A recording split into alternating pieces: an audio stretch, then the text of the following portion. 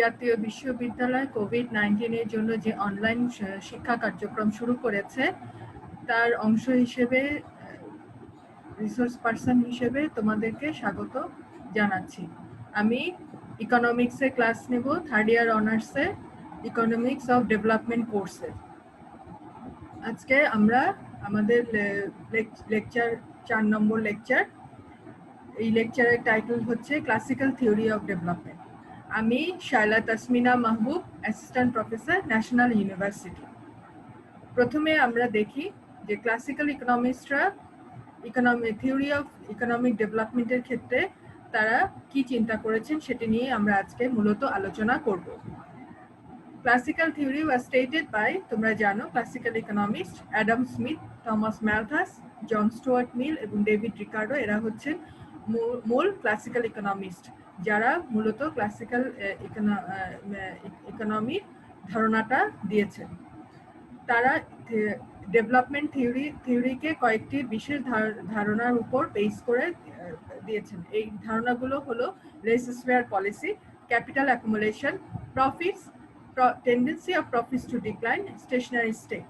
যদি আমরা এটাকে বাংলায় বলি, লেইস-ফেয়ার পলিসি এবং ক্যাপিটাল অ্যাকুমুলেশন, পুঁজির পুঞ্জীভূতকরণ, প্রফিট বা লাভ, প্রফিটের ক্রমহ্রাসমান ধাবমান টেন্ডেন্সি বা প্রবণতা, এবং স্টেশনারি স্টেট বা নিশ্চল অবস্থান, stationary state of economic progress বা অর্থনৈতিক উন্নয়নের নিশ্চল অবস্থা। প্রথমে আমরা দেখি লেইস-ফেয়ার পলিসিতে ইকোনমিক ডেভেলপমেন্টকে ক্লাসিক্যাল ইকোনমিস্টরা কিভাবে ব্যাখ্যা করেছেন। The classical economists believe in the existence of an automatic free market in a perfectly competitive economy which is free from any government interference. Classical economists এমন একটি ইকোনমিক ধারণা তাদের ছিল যে যেখানে পূর্ণ প্রতিযোগিতামূলক অর্থনীতিতে একটি অটোমেটিক ফ্রি মার্কেট থাকবে, যা সরকারি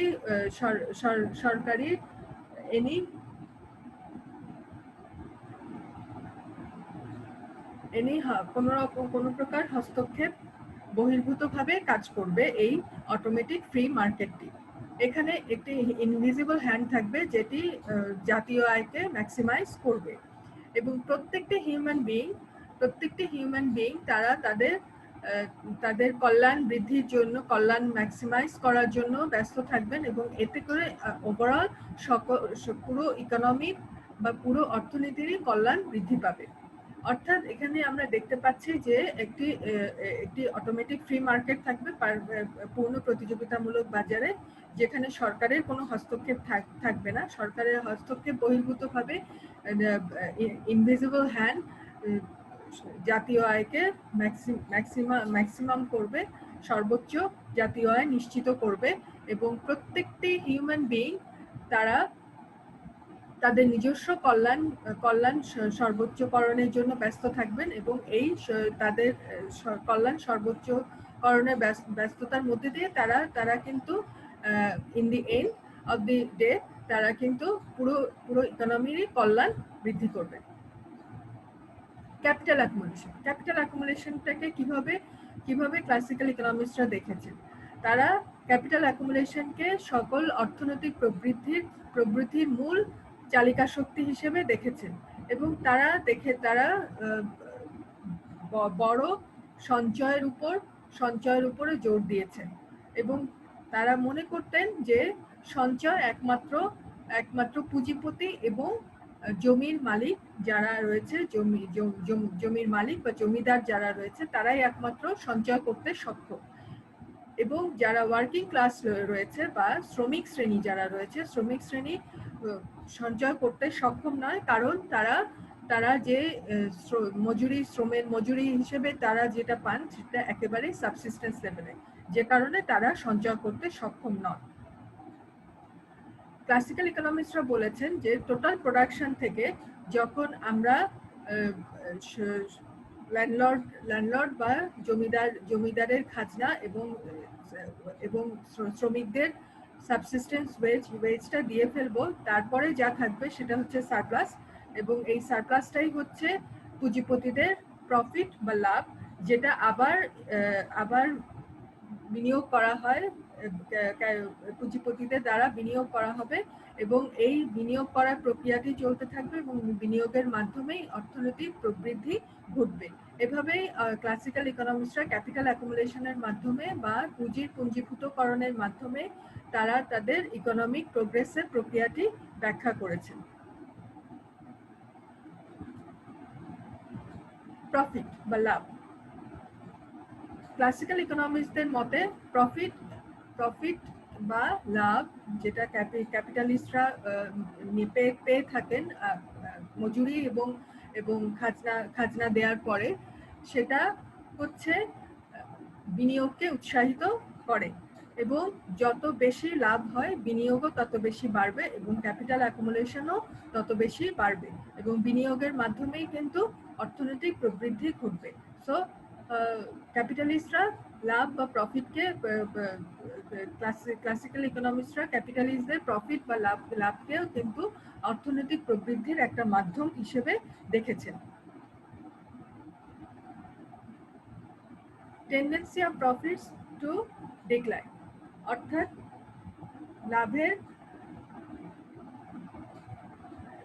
লাভের প্রবণতাই থাকে কমে যাওয়া। এটি ক্লাসিক্যাল ইকোনমিক্সের আরেকটি ধারণা। এখন দেখা যাক এই লাভটি কিভাবে কমে।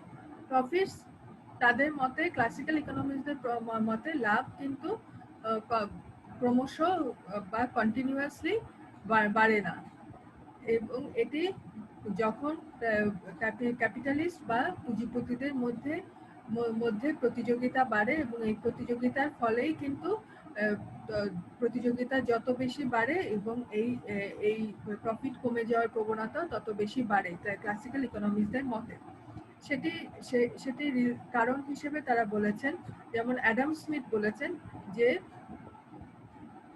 কম্পিটিশনের কারণে, পুঁজিপতিদের মধ্যে কম্পিটিশনের কারণে কিন্তু মজুরি বৃদ্ধি পায়। মজুরি বৃদ্ধি পেলে যা হবে তা হচ্ছে তাদের যে প্রফিটটা থাকবে সেই প্রফিট কিন্তু কমে যাবে। মজুরি বৃদ্ধি পেয়ে প্রফিট কমে যাবে এবং প্রফিট কমে গেলে ইকোনমিক প্রোগ্রেসও কিন্তু কমে আসবে। আবার ডেভিড রিকার্ডোর মতে, যখন ওয়েজ বাড়ে বা মজুরি বাড়ে এবং একই সাথে যখন খাজনাও বাড়ে, তখন মজুরি বাড়ে এবং খাজনা বাড়ে এবং তার সাথে সাথে যখন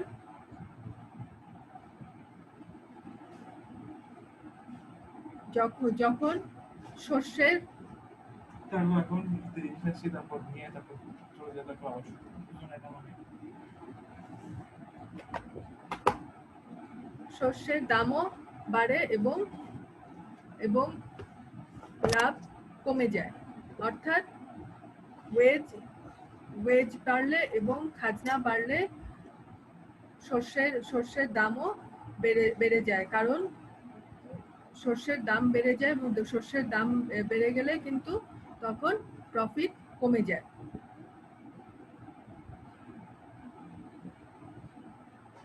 প্রফিটের কমে যাওয়া মানেই হচ্ছে ইনভেস্টমেন্ট বা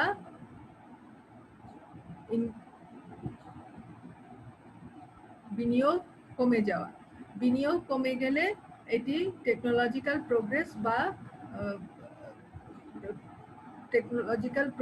বা প্রযুক্তির উন্নয়নকে কমিয়ে দেয়। প্রযুক্তির উন্নয়ন কমে যায়, ফলে ওয়েজের জন্য যে ফান্ডটি থাকে বা যে ফান্ডটি থাকে সেই ফান্ডটিও কমে যায়। ওয়েজ ফান্ড কমে গেলে পপুলেশন গ্রোথও কমে যায় এবং আস্তে আস্তে ক্যাপিটাল অ্যাকুমুলেশনও কমে যায়। এভাবে আস্তে আস্তে দেখা যাচ্ছে যে অর্থনৈতিক প্রবৃদ্ধিও কমে যায়। অর্থাৎ প্রফিটের সাথে বা পুঁজিপতিদের যে লাভ রয়েছে সেই লাভের সাথে অর্থনৈতিক প্রবৃদ্ধি অঙ্গাঙ্গিভাবে জড়িত।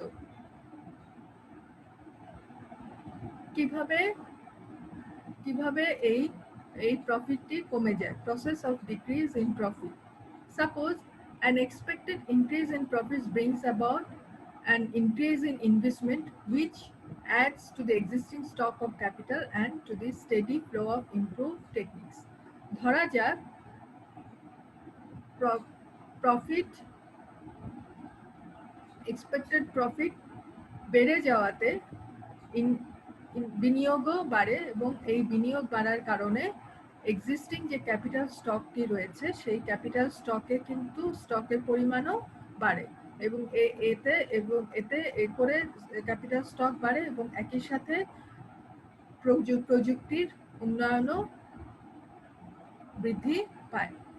The increase in capital accumulation এবং ইনভেস্টমেন্ট বাড়া মানে হচ্ছে পুঞ্জীভূতকরণও বাড়ে, অর্থাৎ this increase in capital accumulation raises the wage fund, as a result wage rise, which means যে ক্যাপিটাল অ্যাকুমুলেশন বাড়ার কারণে ওয়েজ ফান্ডও কিন্তু বাড়ে, ওয়েজ ফান্ড বাড়ার কারণে কিন্তু ওয়েজ রেট বা মজুরিও বৃদ্ধি পায়।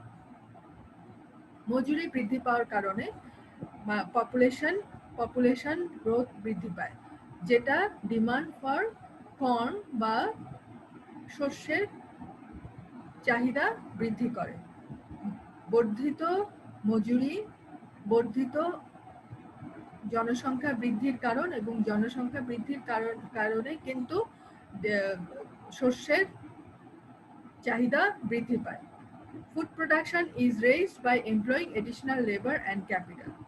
শস্যের চাহিদা বৃদ্ধি পেলে শস্যের প্রোডাকশনও বাড়াতে হয় এবং এই প্রোডাকশন বাড়াতে গিয়ে বর্ধিত শ্রমিক নিয়োগ করতে হয় এবং বর্ধিত পুঁজিও নিয়োগ করার প্রয়োজন হয়। কিন্তু ল্যান্ডে আমরা জানি, অ্যাকর্ডিং টু রিকার্ডো, ল্যান্ডে ডিমিনিশিং রিটার্নস কাজ করে, ফলে মজুরি বা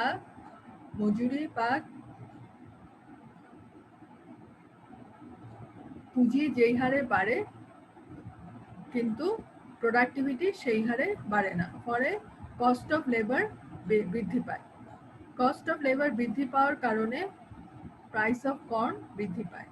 কস্ট অফ লেবার যেহেতু বৃদ্ধি পায় ফলে কিন্তু প্রোডাকশনের প্রাইসও দামটাও বৃদ্ধি পায়। এই কারণে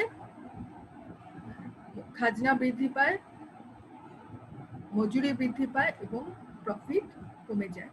এভাবেই কিন্তু প্রফিট ক্রমশ কমে আসে। অর্থাৎ দেখা গেল যে যখন প্রফিট বৃদ্ধি পাওয়ার কারণে কিন্তু আমাদের টেকনোলজিক্যাল প্রোগ্রেস ঘটে। টেকনোলজিক্যাল প্রোগ্রেসের পাশাপাশি পুঞ্জীভূতকরণও বৃদ্ধি পায় এবং একই সাথে কিন্তু বিনিয়োগও বৃদ্ধি পায়। এই বিনিয়োগ বৃদ্ধি পাওয়ার ফলে কিন্তু ওয়েজ ফান্ডটাও কিন্তু বৃদ্ধি পায়। ওয়েজ ফান্ড বৃদ্ধি পাওয়ার কারণে কিন্তু ওয়েজ বা মজুরি বাড়ে। মজুরি বাড়ার কারণে পপুলেশন গ্রোথ বৃদ্ধি পায় বা জনসংখ্যার বৃদ্ধি ঘটে। জনসংখ্যা বৃদ্ধির ঘটার কারণে ফুডের বা খাদ্যের চাহিদা বৃদ্ধি পায়। খাদ্যের চাহিদা বৃদ্ধি পাওয়ার কারণে খাদ্য উৎপাদন বৃদ্ধি পায়। এই খাদ্য উৎপাদন বৃদ্ধি করতে গিয়ে বর্ধিত শ্রম এবং পুঁজি খাটাতে হয়। এই বর্ধিত কিন্তু জমিতে ডিমিনিশিং রিটার্ন কার্যকর থাকাতে জমির প্রোডাক্টিভিটি সেই হারে বাড়ে না, ফলে কস্ট অফ লেবার বেড়ে যায়। কস্ট অফ লেবার বেড়ে যাওয়ার কারণে প্রাইস অফ কর্ন বা শস্যের দাম বৃদ্ধি পায়। শস্যের দাম বৃদ্ধি পাওয়ার জন্য মজুরি এবং খাজনা বাড়ে, কনসিকুয়েন্টলি প্রফিট কমে যায়। এভাবেই প্রফিট ক্রমশ কমে আসে। স্টেশনারি স্টেট বলতে আমরা কি বুঝি? Stationary state of economic progress. Classical ইকোনমিস্টরা মনে করতেন যে অর্থনৈতিক উন্নয়ন একটা পর্যায়ে নিশ্চল অবস্থায় চলে আসে।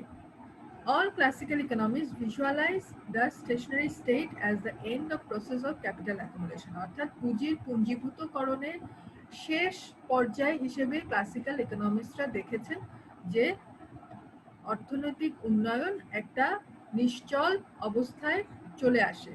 When profits start declining, যখন প্রফিট কমতে থাকে, this process continues till profit becomes zero, এবং প্রফিট যে কমতে থাকে সেটা চলতে থাকে যতক্ষণ পর্যন্ত না প্রফিট বা লাভের পরিমাণ শূন্যের কোঠায় না নেমে আসে। ফলে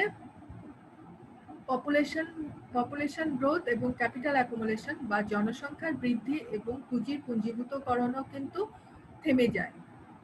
বেড়ে যাওয়া থেকে তাদের বৃদ্ধিটা তাদের থেমে যায় এবং একটা পর্যায়ে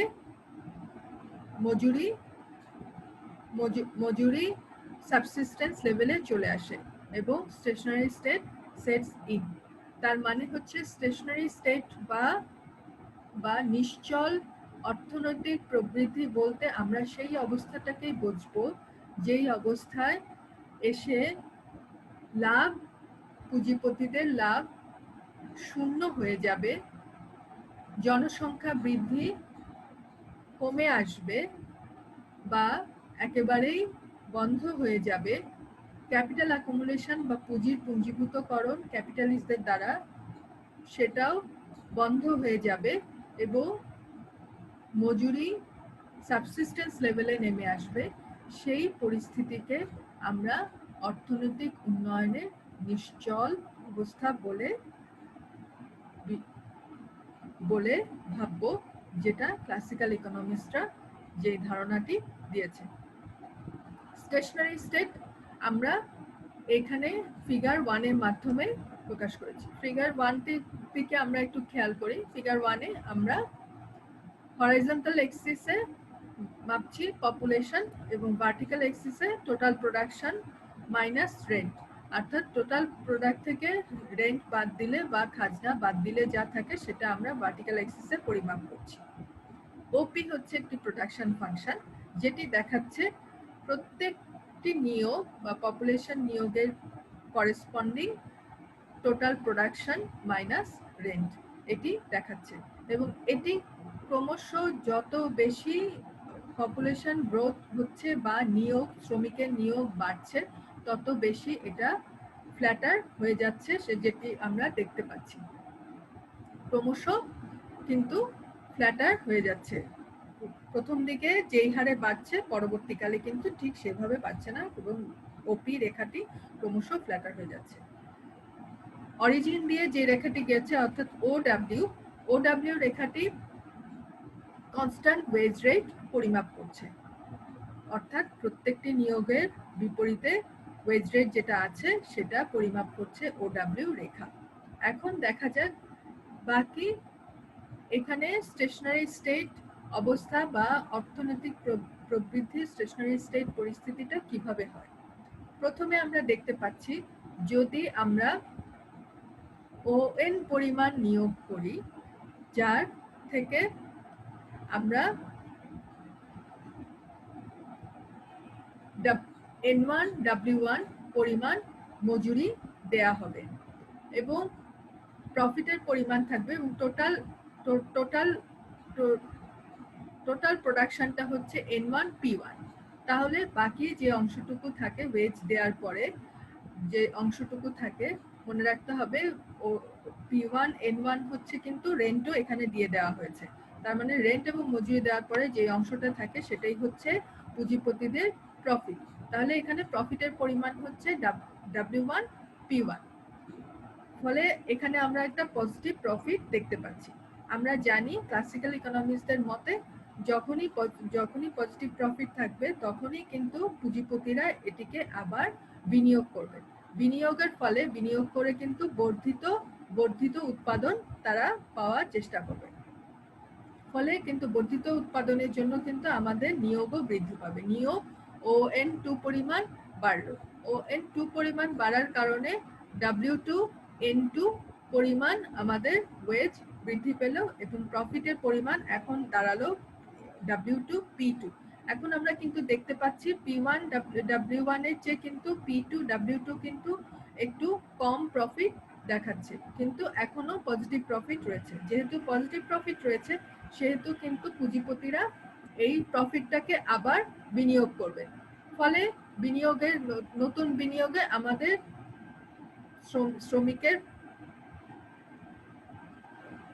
শ্রমিক নিয়োগের পরিমাণ দাঁড়াবে ON3 পরিমাণ।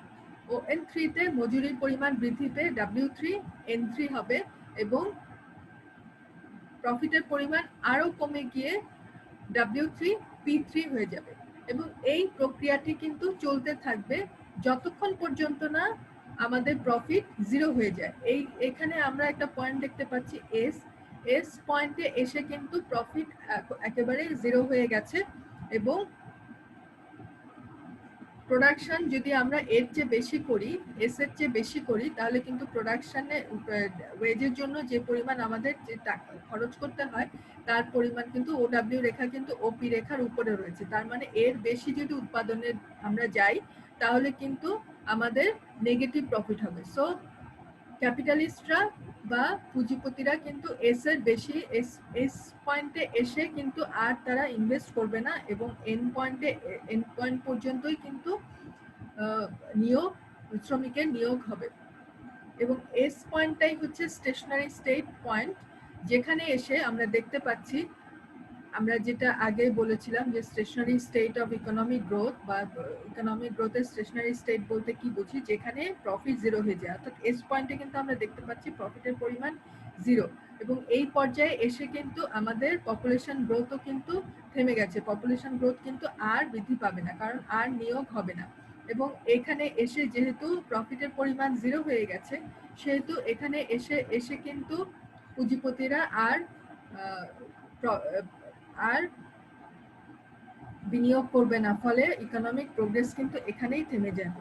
এটাকেই স্টেশনারি স্টেট বা অর্থনৈতিক উন্নয়নের নিশ্চল অবস্থা বলে বর্ণনা করেছেন ক্লাসিক্যাল ইকোনমিস্টরা।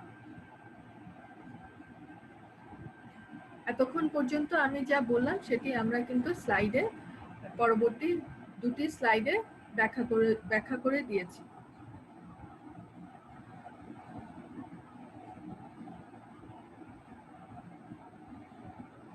এবং এস পয়েন্টে বলা হচ্ছে যে এস পয়েন্টে কিন্তু সকল capital process of capital accumulation, increase in population and wage bill will continue till profits disappear altogether at points S. অর্থাৎ এস পর্যন্তই কিন্তু সকল প্রক্রিয়া চলতে থাকবে এবং এস পয়েন্টে এসে স্টেশনারি স্টেট প্রক্রিয়াটি শুরু হবে এবং এই প্রক্রিয়া এখানে এসে কিন্তু অর্থনৈতিক প্রবৃদ্ধি থেমে যাবে। এখন আসা যাক ক্লাসিক্যাল ইকোনমিক্সদের যে তত্ত্ব তারা দিয়েছেন সেই তত্ত্বে আসলে কি কি সীমাবদ্ধতা রয়েছে। আমরা এখন এই সীমাবদ্ধতাগুলো নিয়ে সংক্ষেপে আলোচনা করব। ক্লাসিক্যাল ইকোনমিক্সরা প্রথমে যে কাজটি করেছে যে তারা মিডল ক্লাস বা সমাজের মধ্যবিত্ত শ্রেণীকে পুরোপুরি ইগনোর করেছেন। The whole classical analysis was based on the socio-economic environment prevailing in Great Britain and certain parts of Europe. তার মানে হচ্ছে পুরো ক্লাসিক্যাল ধারণাগুলো মূলত গ্রেট ব্রিটেন এবং কিছু কিছু ইউরোপীয় দেশে যে আর্থসামাজিক পরিবেশ ছিল তার উপরে ভিত্তি করে দেয়া হয়েছিল। It assumed the existence of a rigid division of society between capitalists, including landlords and laborers. Classical ইকোনমিস্টরা অ্যাসিউম করে নিয়েছিলেন বা ধরে নিয়েছিলেন যে পুরো সমাজ ব্যবস্থা দুটো শ্রেণীতে বিভক্ত। একদিকে আছে পুঁজিপতি এবং জমিদার গোষ্ঠী এবং অন্যদিকে আছে শ্রমিক গোষ্ঠী, কিন্তু তারা নেগলেক্ট করেছেন এখানে একটি ইনকাম অর্জনকারী একটি মিডল ক্লাস শ্রেণী রয়ে গেছে বা মধ্যবিত্ত শ্রেণী রয়ে গেছে, যারা কোনো সম্পদের অধিকারী নয়, কিন্তু শুধুমাত্র তারা বিভিন্ন রকম কাজের মাধ্যমে আয় করে থাকে এবং তারাই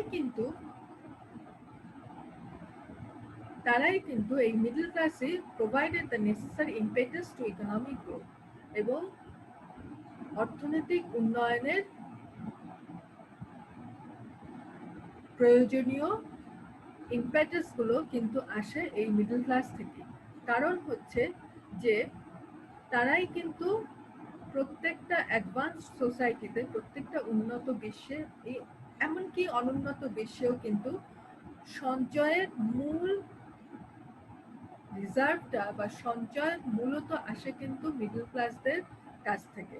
অর্থাৎ যারা প্রপার্টি ওনার তারাও সঞ্চয় করে না, আর ওয়েজ লেবারাররা তো সঞ্চয় করতেই পারে না। প্রপার্টি তার অর্থ হচ্ছে সঞ্চয়ের মূল সোর্সটাই হচ্ছে মিডল ক্লাসদের ইনকাম। এই জিনিসটা ক্লাসিক্যাল ইকোনমিস্টরা পুরোপুরি ইগনোর করে গেছেন তাদের থিওরিতে। তারা ক্লাসিক্যাল ইকোনমিস্টরা পাবলিক সেক্টর বা সরকারি শক্তিটাকে পুরোপুরি নেগলেক্ট করেছেন। To the classicists, perfect competition and the institution of private property were the essential prerequisites for economic development. অর্থাৎ ক্লাসিক্যাল ইকোনমিস্টদের কাছে অর্থনৈতিক উন্নয়নের মূল যে প্রয়োজনীয় জিনিসগুলো সেগুলো আসেই হচ্ছে পূর্ণ প্রতিযোগিতা এবং ব্যক্তিগত সম্পত্তির মালিকানা থেকে। কিন্তু তারা এটা বুঝতে অসমর্থ হয়েছিলেন যে একটি বৃহৎ সরকারি খাত রয়ে গেছে যারা পুঞ্জীভূতকরণের ক্ষেত্রে একটি গুরুত্বপূর্ণ ভূমিকা পালন করে থাকে।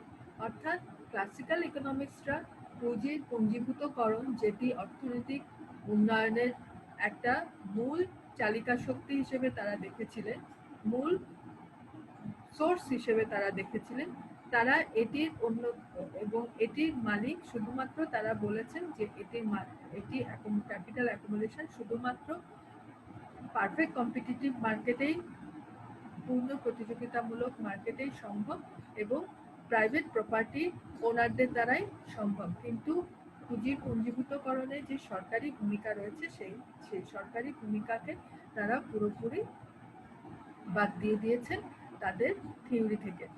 লেস ইম্পর্টেন্স টু টেকনোলজি, অর্থাৎ ক্লাসিক্যাল ইকোনমিক্সরা প্রযুক্তিকে অনেক কম গুরুত্ব দিয়েছেন। One of the important thing of classical theory is the part played by science and technology. আমরা ক্লাসিক্যাল ইকোনমিক্সদের মধ্যে সায়েন্স অ্যান্ড টেকনোলজি বা বিজ্ঞান এবং প্রযুক্তির যে ভূমিকা রয়েছে অর্থনৈতিক উন্নয়নের ক্ষেত্রে, সেটা ক্লাসিক্যাল থিওরিতে আমরা খুব বেশি দেখতে পাই না। The classicists usually assume technological knowledge to be given and unchanging over time. Classical ইকোনমিস্টরা মনে করেছেন যে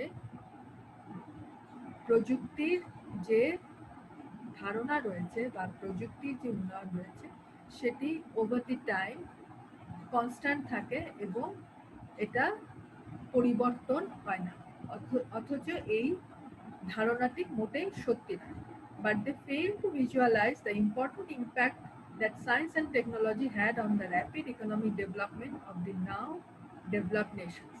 অর্থাৎ এখনকার যেসব উন্নত দেশ রয়েছে তাদের উন্নয়নের পেছনে বিজ্ঞান এবং প্রযুক্তির যে ভূমিকা রয়েছে সেটি তারা ধারণা করতে ব্যর্থ হয়েছে।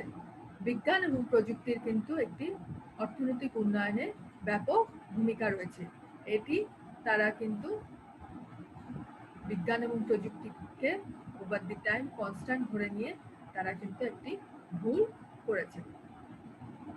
আনরিয়েলিস্টিক লস, ক্লাসিক্যাল ইকোনমিক্সদের মধ্যে আমরা দুটো আনরিয়েলিস্টিক লস দেখতে পাই। একটা হচ্ছে ডেভিড রিকার্ডোর ডিমিনিশিং রিটার্নস এবং অপরটি হচ্ছে ম্যালথাসের population growth theory. The view of classical economists like Ricardo and Malthus that the end result of capitalist development is stagnation was based on two assumptions: application of diminishing returns to land and Malthusian theory of population growth. অর্থাৎ classical ইকোনমিস্টরা যে অর্থনৈতিক উন্নয়নকে সর্বশেষে stagnation বা নিশ্চল অবস্থার দিকে নিয়ে গেছেন বা চিন্তা করেছেন, সেটি মূলত দুটি থিওরির উপর নির্ভরশীল। একটা হচ্ছে ডেভিড রিকার্ডোর ডিমিনিশিং রিটার্নস, জমির উপরে ডিমিনিশিং রিটার্নস এর প্রভাব, এবং পপুলেশন গ্রোথ, ম্যালথাসের population growth. Rapid increase in farm production due to technological progress in advanced nations has proved that diminishing returns to land is wrong. অর্থাৎ এগ্রিকালচারের ক্ষেত্রে বা কৃষি ক্ষেত্রে আমরা যে বৈপ্লবিক প্রযুক্তিগত উন্নয়নের জন্য যে বৈপ্লবিক উৎপাদনশীলতা আমরা দেখেছি, তা কিন্তু ডিমিনিশিং রিটার্নসকে ভুল প্রমাণিত করে। Similarly, the Malthusian theory of population has been disproved by population trends prevailing in Western world. As opposed to the Malthusian principle, population has not grown as fast as to outstrip the food supply. অর্থাৎ দেখা গেছে ম্যালথাসের population থিওরিতে মূলত আমরা দেখতে পাই যে population growth জ্যামিতিক হারে বাড়ে আর ফুড প্রোডাকশন অ্যারিথমেটিক হারে বাড়ে। অর্থাৎ একটা সময় দেখা যাবে যে পপুলেশন গ্রোথ ফুড প্রোডাকশনকে ছাড়িয়ে চলে গেছে। কিন্তু এই জিনিসটি দেখা গেছে ওয়েস্টার্ন ওয়ার্ল্ডে, বিশেষ করে সেখানে যখন প্রযুক্তিগত উন্নয়ন ঘটেছে কৃষিক্ষেত্রে, তখন দেখা গেছে যে ফুড প্রোডাকশন বা খাদ্য উৎপাদন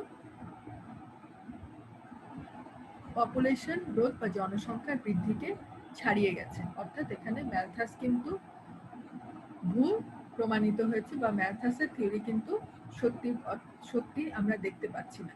On the other hand, agriculture productivity has been much faster than population growth. তার মানে হচ্ছে এগ্রিকালচার বা কৃষিক্ষেত্রে যে উৎপাদনশীলতা বেড়েছে, যে হারে বেড়েছে, তার চেয়ে কম হারে কিন্তু জনসংখ্যা বৃদ্ধিপ্রাপ্ত হয়েছে।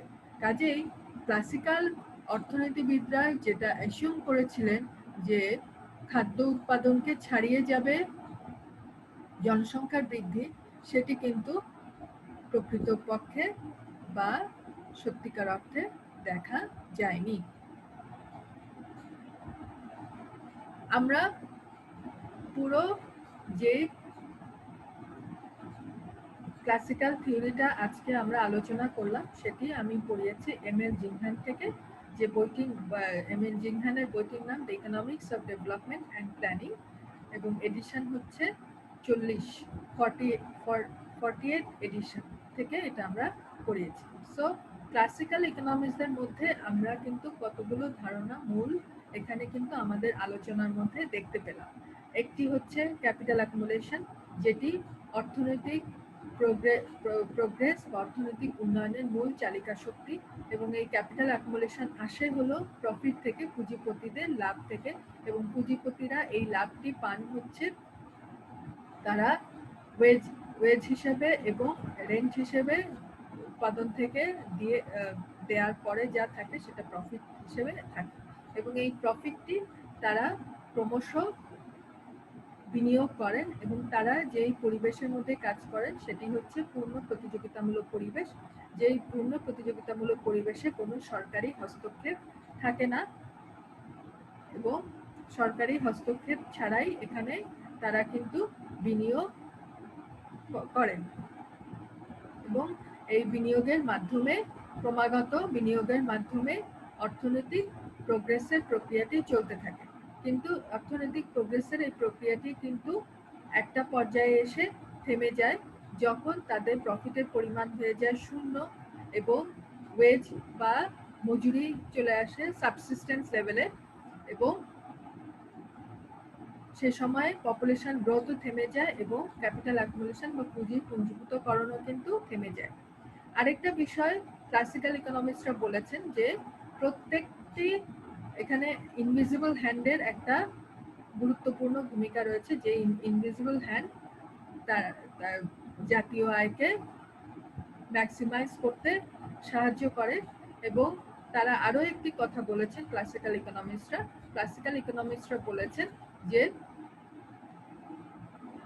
প্রত্যেকটি মানুষ তাদের নিজ নিজ কল্যাণ বৃদ্ধি করার কাজে ব্যস্ত থাকে এবং তারা নিজ নিজ কল্যাণ বৃদ্ধি করতে গিয়ে অ্যাজ এ হোল দেখা যায় যে সমগ্র জাতির কল্যাণ ম্যাক্সিমাইজ হচ্ছে। আরেকটি বিষয় ক্লাসিক্যাল ইকোনমিক্সদের মধ্যে, ক্লাসিক্যাল অর্থনীতিবিদদের মধ্যে দেখতে পাওয়া যায়, সেটি হচ্ছে যে ক্লাসিক্যাল অর্থনীতিবিদরা বলেছেন যে প্রফিটের মধ্যে একটা ডিক্লাইনিং টেন্ডেন্সি লক্ষ্য করা যায়। এই জিনিসটাও কিন্তু ক্লাসিক্যাল ইকোনমিক্সরা বলেছেন এবং এই ডিক্লাইনিং টেন্ডেন্সি থেকে এক সময় এটা জিরোতে চলে আসে। ক্লাসিক্যাল অর্থনীতিবিদদের যে তত্ত্ব সেটি অর্থনীতিতে বেশ গুরুত্বপূর্ণ ভূমিকা পালন করে এবং এখানে অনেক গুরুত্বপূর্ণ কিছু ধারণা রয়ে গেছে। এটি যদিও কিছু সীমাবদ্ধতা রয়েছে, যেমন ক্লাসিক্যাল ইকোনমিক্সরা বলে টেকনোলজির ভূমিকাকে তারা ছোট করে দেখেছেন। মিডল ক্লাস শ্রেণী থেকে যে সঞ্চয় আসে সেটিকে তারা ইগনোর করেছেন, সরকারি খাতকে তারা ইগনোর করেছেন এবং তারা কিছু এমন কিছু তত্ত্বের উপরে বেস করে তারা তাদের থিওরি ইকোনমিক ডেভেলপমেন্টের থিওরিটা দিয়েছেন, যে তত্ত্বগুলো পরবর্তী সময়ে ইন রিয়ালিটি দেখা গেছে সেগুলো কাজ করেনি। এগুলো রয়েছে, তৎসত্ত্বেও ক্লাসিক্যাল থিওরি অফ ডেভেলপমেন্টের কিন্তু অর্থনীতিতে বেশ গুরুত্বপূর্ণ ভূমিকা রয়েছে।